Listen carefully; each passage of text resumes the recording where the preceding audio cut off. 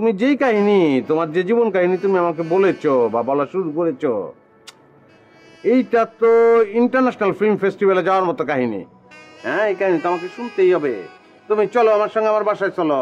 না ভাই, না না না, আমি এই কাহিনী অবশ্যই শুনবো। তুমি চলো আমার সঙ্গে আমার বাসায় চলো, খাওয়া দাওয়া করবো, তারপর নিরিবিলি বসে আমি কাহিনীটা শুনবো। আসো ভাই, আসো আসো। Full HD, full HD.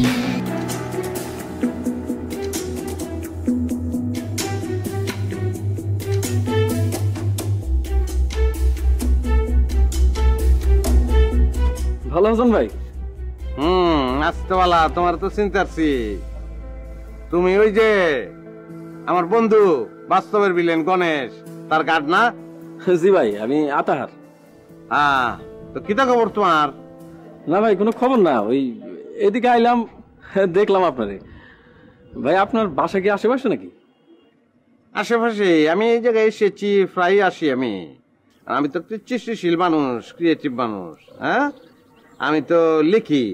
হ্যাঁ, তো মনে করো যে আমার চিন্তার সুবিধার জন্য এই জায়গাটা খুব উপযুক্ত, বাতাস আছে, প্রাকৃতিক পরিবেশ।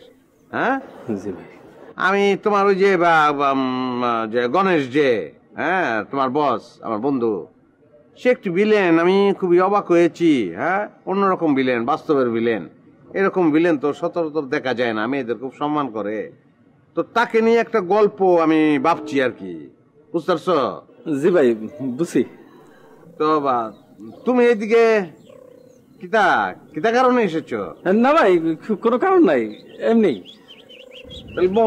একটু গল্প করি, তোমার সম্পর্কে জানি। তারপরে এই যে গণেশ, যে বাস্তবের ভিলেন, হ্যাঁ, সে তো তোমার মনে করো আমাকে খুব অবাক করে দিয়েছে, আমাকে মুগ্ধ করেছে।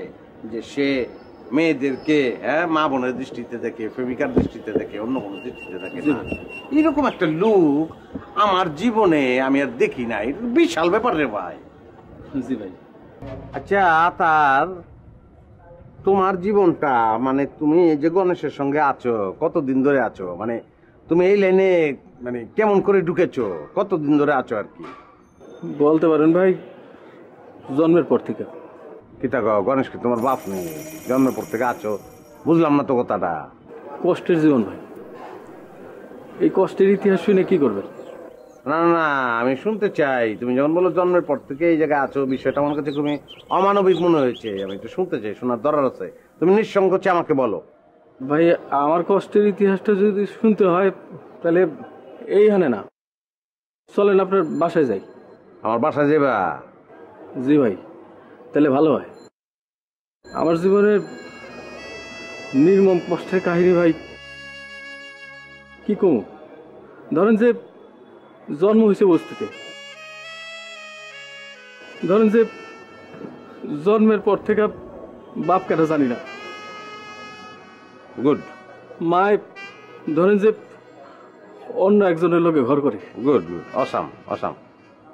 আমার দিকে ফিরেও তাকায় না। Very good. ভাই, আমার জীবনের কষ্টের কাহিনী ভাই, কি করবো। Good good, very good. My god, তুমি যেই কাহিনী, তোমার যে জীবন কাহিনী তুমি আমাকে বলেছো বা বলা শুরু করেছো, এইটা তো ইন্টারন্যাশনাল ফিল্ম ফেস্টিভ্যালে যাওয়ার মতো কাহিনী। হ্যাঁ, এই কাহিনী তো আমাকে শুনতেই হবে। তুমি চলো আমার সঙ্গে আমার বাসায় চলো। না ভাই, না না না, আমি এই কাহিনী অবশ্যই শুনবো। তুমি চলো আমার সঙ্গে আমার বাসায় চলো, খাওয়া দাওয়া করবো, তারপর নিরিবিলি বসে আমি কাহিনীটা শুনবো। আসো ভাই, আসো আসো আসো আসো, চলো। বাপরে বাপ, আসলে জীবনটাই প্রধান ব্যাপার। মুশকিল। বস, সে হরেন্দ্র তো আতারে নিয়ে বাসার দিকে যেতেছে। ভেরি গুড, ফলো কর, বাসা চিনে তারপর আমাকে ফোন দিবি। জি বস।